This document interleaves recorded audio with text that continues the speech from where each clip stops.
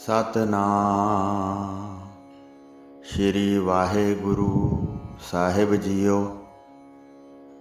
अपने सेवक की आपे राखै, आपे नाम जपावै। जह जह काज किरत सेवक की, तहाँ तहाँ उठ धावै। परम सन्मानयोग गुरु रूप गुरु खालसा साध संगत जी, वाहिगुरु जी का खालसा वाहिगुरु जी की फतेह। चल रहे लड़ीवार प्रसंग धन धन श्री गुरु तेग बहादुर साहब जी महाराज जी के अध्याय 9वें विच अज आपां देवी दा असाम दे राजे नूं गुरु जी की शरण हित प्रेरण का प्रसंग सरवण करांगे। आओ बड़े प्रेम नाल यह प्रसंग सरवण करिए। जद धोबण नूं फड़ लिया तो फिर कोई होर ना आया।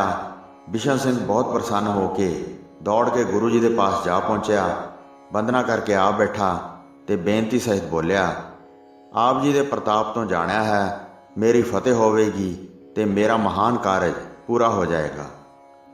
फिर भी है प्रभु जी मेरी एक बेनती सुनो। सारा लश्कर तुहाडी मर्जी अनुसार चलदा है। वेख के सारिਆਂ ਦੇ दिल ਵਿੱਚ सिदक आ गया है। मंत्रां ਦੇ महान डर ਨੂੰ गवा दिता है। सानू ਇੱਥੇ ਆਇਆਂ ਨੂੰ बहुत ਸਮਾਂ बीत गया है। खजाने ਵਿੱਚ जिन्ना धन सी सारा खर्च लिया है। सारे अपने घरां ਨੂੰ विसार के इस तरह रह रहे हैं। दुश्मन उत्ते किसी प्रकार का भी जोर नहीं पिया है। वाणी ਨੂੰ दरिया तो पार नहीं उतारिया है ते कोई भयानक युद्ध भी नहीं होया है। कदों तक इस थां बैठे रहांगे। उमराव बहुत व्याकुल हो गए हैं। जिवें जिवें तुहाडी किरपा वेखदे हां इस मुहिम तो साडा छुटकारा होवे। हे दीन बंधु जी साडी सहायता करो। वड्डे कलेश तो सानू बचा लो। हज़ारां लोग तुहाडे वल वेखदे हैं ते मैनू कहण वास्ते प्रेरदे हैं, सारा लश्कर तुहाडी शरण विच है। हे महाराज जी इन्हां दी रखवाली करो। तुहाडा भारी भरोसा है। शरण पियां दी बिरद संभालो। जद कद कारज तुसी ही करना है। सारे तुहाडी शरण चाहुंदे हैं। यह सुन के श्री गुरु तेग बहादुर जी ने कहा, वड्डा कठिन कारज असी हथ विच लिया है। कामख्या देवी वरदाती है। राजे ने इसकी महान सेवा की है। इस राजे के वडेरिया ने इसनूं बहुत प्रसन्न किया है। वर देण वास्ते देवी नरम हो गई है। उन्होंने वर लिया है, साडी कुल दा अचल राज रहे। जेड़ा भी वैरी आवे हार जावे। साडा राज भ्रिष्ट ना होवे। उस समय जेड़ा देश का राजा सी उसने ये वर लिया सी। उस वर नूं झूठा किवें करिए, इस करके देवी उन्हां दा पक्ष धारण करती है। होर कौन देवी दे वर नूं नाश करे। इस करके यह बहुत कठिन हो गया है। देवी का वर भी मिटाया नहीं जा सकता। जगत माता सारी प्रभु की शक्ति है। फिर भी तुसी साडा कहा सुनो ते श्री गुरु नानक देव जी का नाम चितारो। सतनाम का सिमरन करो ते हिरदे विचों सारे शंके दूर करो। सो साध संगत जी इत्थे पहला महाराज जी कह रहे हैं कि कोई भी देवी का वर मिटा नहीं सकता। फिर कहा है कि श्री गुरु नानक देव जी का नाम चितारो, निश्चय तुहाडी जित होवेगी। भाव श्री गुरु नानक देव जी का नाम लैण नाल देवी का वर खत्म हो जाएगा। इस तो यह समझ आती है कि देवी वर नूं श्री गुरु नानक देव जी का सिमरन कट सकता है। गुरु नानक देव जी का नाम देवी शक्ति तो ऊपर हो सकता है। ये भी एक सच्चाई है, क्योंकि एक प्रसंग आता है कि श्री गुरु नानक देव जी के द्वारे श्री गुरु अंगद देव जी ने देवी नूं झाड़ू दिंदे वेख्या सी। निश्चय ही आप दी जित होवेगी। अगे कोई बहुता समा नहीं लगेगा। कुछ दिनों विच अपने देश चलांगा। सारे कलेशां नूं त्याग दिओ। यह सुन के राजे ने आनंद पाया ते दोवें हाथ जोड़ के वंदना की। निश्चा धार के अपने डेरे वाल चला गया। ये जान गया कि गुरु जी मेरे कारज पूरे करनगे, नहीं तो यह विजय विशाल दुर्लभ हुंदी किसने किस समय विजय प्राप्त की है। इस तरह सोचदियां जद रात होई अपने अपने थावां ते सारे बिराज गए। कामरूप का राजा भी रणवास में चला गया। एक सुंदर पलंग उत्ते वह सौ गया। ਪੀਲੇ ਰੰਗ ਦੇ ਕੱਪੜੇ ਅਤੇ ਸਿਰ ਦੀ ਦਸਤਾਰ ਉਤਾਰ ਦਿੱਤੀ। ਰਾਜੇ ਨੇ ਉਸ ਨੂੰ ਸੰਭਾਲ ਕੇ ਰੱਖ ਦਿੱਤਾ। ਰਾਜਾ ਇੱਕ ਖੰਜਰ ਆਪਣੇ ਪਾਸ ਰੱਖਦਾ ਸੀ। ਉਸ ਸੁੰਦਰ ਖੰਜਰ ਨੂੰ ਕੱਪੜਿਆਂ ਵਿੱਚ ਰੱਖ ਲਿਆ। ਉਸ ਖੰਜਰ ਦੀ ਮੁੱਠੀ ਰਤਨਾਂ ਨਾਲ ਜੜੀ ਹੋਈ ਸੀ। ਹੋਰ ਗਹਿਣੇ ਤਨ ਦੀ ਸ਼ੋਭਾ ਸਨ। ਸੁੰਦਰ ਚੌਂਕੀ ਪਾਸ ਉਤਾਰ ਕੇ ਰੱਖ ਦਿੱਤੇ। ਰਾਜਾ ਸੇਜ ਤੇ ਚੜ੍ਹ ਕੇ ਬੈਠ ਗਿਆ। ਪਹਿਲਾਂ ਉਸਨੇ ਕਾਮਖਿਆ ਦੇਵੀ ਨੂੰ ਨਮਸਕਾਰ ਕੀਤੀ। ਉਸ ਸਮੇਂ ਲੰਮਾ ਪੈ ਕੇ ਨੀਂਦ ਦੇ ਵਸ ਵਿੱਚ ਹੋ ਗਿਆ। ਰਾਤ ਸਮੇਂ ਰਾਜੇ ਦੇ ਸ਼ਸਤਰ ਬਸਤਰ ਸਾਰੇ ਗੁਰੂ ਜੀ ਨੇ ਆਪਣੇ ਪਾਸ ਮੰਗਵਾ ਲਏ। ਕਿਸੇ ਵੀ ਦੇਵੀ ਦੇਵਤੇ ਨੇ ਨਾ ਹਟਾਏ। ਸਾਰੇ ਸਤਿਗੁਰੂ ਜੀ ਦੇ ਪਾਸ ਆ ਗਏ।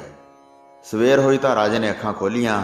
ਜਦ ਆਪਣੇ ਕੱਪੜੇ ਨਾ ਵੇਖੇ ਤਾਂ ਚਿੱਤ ਵਿੱਚ ਸੋਚਣ ਲੱਗਾ। ਜਦ ਨਾ ਪ੍ਰਾਪਤ ਹੋਏ ਤਾਂ ਚਿੱਤ ਵਿੱਚ ਬਹੁਤ ਹੈਰਾਨ ਹੋਇਆ ਤੇ ਕਹਿਣ ਲੱਗਾ, ਹੇ ਦੇਵੀ, ਇਹ ਕੀ ਕੌਤਕ ਹੈ।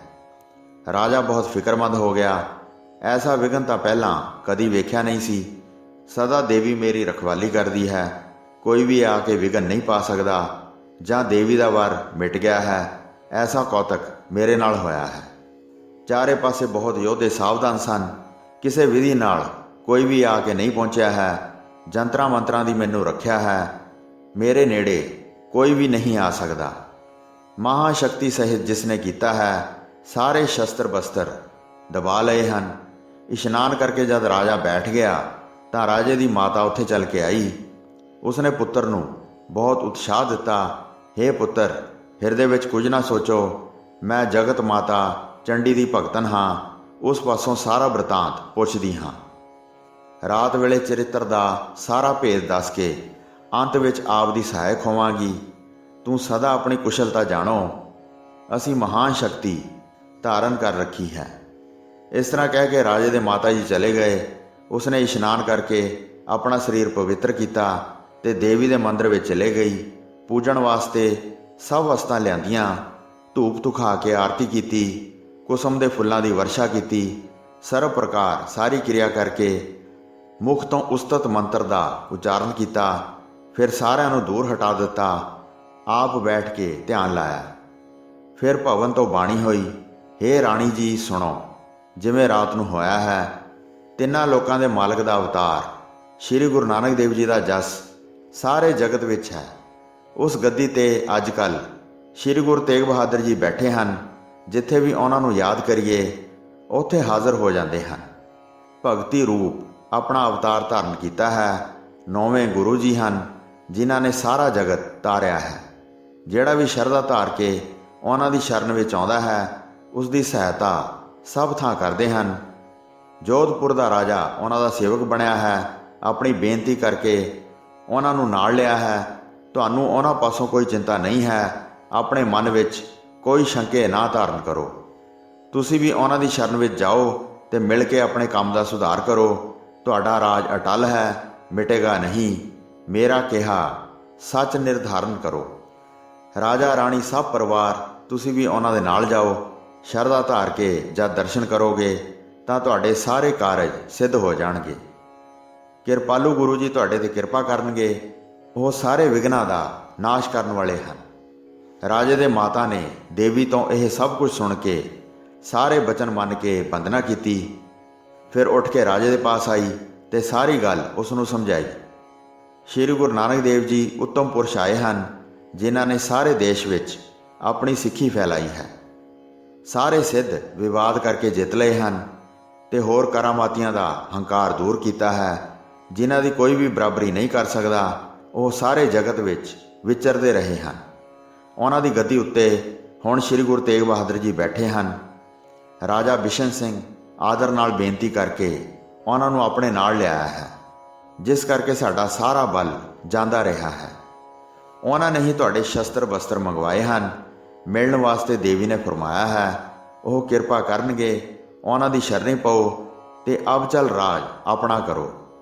ਕਾਮਖਿਆ ਦੇਵੀ ਦੀ ਆਗਿਆ ਸੁਣ ਕੇ ਰਾਜੇ ਨੇ ਬੜੀ ਤਿਆਰੀ ਕੀਤੀ। ਸਾਰੇ ਪਰਿਵਾਰ ਨੂੰ ਆਪਣੇ ਨਾਲ ਲਿਆ ਤੇ ਚਤੁਰ ਰਾਜਾ ਚੱਲ ਪਿਆ। ਬ੍ਰਹਮਪੁੱਤਰ ਦਰਿਆ ਦੇ ਕਿਨਾਰੇ ਪਹੁੰਚ ਗਿਆ ਤੇ ਇੱਕ ਸੁੰਦਰ ਪੱਕੀ ਬੇੜੀ ਮੰਗਵਾਈ। ਉਸ ਉੱਤੇ ਸਾਰੇ ਸਵਾਰ ਹੋ ਗਏ ਤੇ ਉਹ ਜਲ ਉੱਤੇ ਚੱਲ ਪਈ। ਰਾਜੇ ਨੇ ਬਹੁਤ ਉਪਹਾਰ ਆਪਣੇ ਨਾਲ ਲਏ। ਪਾਰ ਉਤਰਦਿਆਂ ਸਾਰਾ ਦਿਨ ਬੀਤ ਗਿਆ ਤੇ ਸ਼ਾਮ ਦੇ ਵੇਲੇ ਗੁਰੂ ਜੀ ਦੇ ਪਾਸੇ ਵਾਲੇ ਕਿਨਾਰੇ ਤੇ ਪੁੱਜਾ। ਉੱਚੇ ਦਮਦਮੇ ਵਿੱਚ ਗੁਰੂ ਜੀ ਬਿਰਾਜੇ ਹੋਏ ਸਨ। ਲਸ਼ਕਰ ਦੇ ਨੇੜੇ ਵਾਜੇ ਵੱਜਦੇ ਸੁਣਾਈ ਦੇ ਰਹੇ ਸਨ। ਰਾਜੇ ਨੇ ਬੇੜੀ ਤੋਂ ਉਤਰ ਕੇ ਉਪਹਾਰ ਅੱਗੇ ਕੀਤੇ। ਸਭ ਪਰਿਵਾਰ ਨੂੰ ਨਾਲ ਲੈ ਕੇ ਨੰਗੇ ਪੈਰੀ ਹੱਥ ਜੋੜ ਕੇ ਚੱਲ ਪਿਆ। ਸ਼ਰਧਾ ਕਰਕੇ ਹਿਰਦੇ ਵਿੱਚ ਪ੍ਰੇਮ ਧਾਰਨ ਕੀਤਾ ਤੇ ਸ਼੍ਰੀ ਸਤਿਗੁਰੂ ਜੀ ਦੇ ਪਾਸ ਚਲਾ ਗਿਆ। ਸ਼ਰਨ ਸ਼ਰਨ ਕਹਿ ਕੇ ਅੱਗੇ ਲੰਮਾ ਪੈ ਗਿਆ ਤੇ ਚਰਨ ਕਮਲਾਂ ਤੇ ਬੰਦਨਾ ਧਾਰਨ ਕੀਤੀ। ਸੋ ਸਾਧ ਸੰਗਤ ਜੀ, ਇੱਥੇ 12ਵੀਂ ਰਾਸ ਦਾ 9ਵਾਂ ਅਧਿਆਇ ਸਮਾਪਤ ਹੁੰਦਾ ਹੈ ਜੀ। ਪ੍ਰਸੰਗ ਸੁਣਾਉਂਦੇ ਹੋਏ ਹੋਈਆਂ ਅਨੇਕ ਭੁੱਲਾਂ ਚੁੱਕਾਂ ਦੀ ਖਿਮਾ ਬਖਸ਼ਣੀ ਜੀ। ਦਾਸ ਨੂੰ ਆਗਿਆ ਦਿਓ। ਵਾਹਿਗੁਰੂ ਜੀ ਕਾ ਖਾਲਸਾ, ਵਾਹਿਗੁਰੂ ਜੀ ਕੀ ਫਤਿਹ।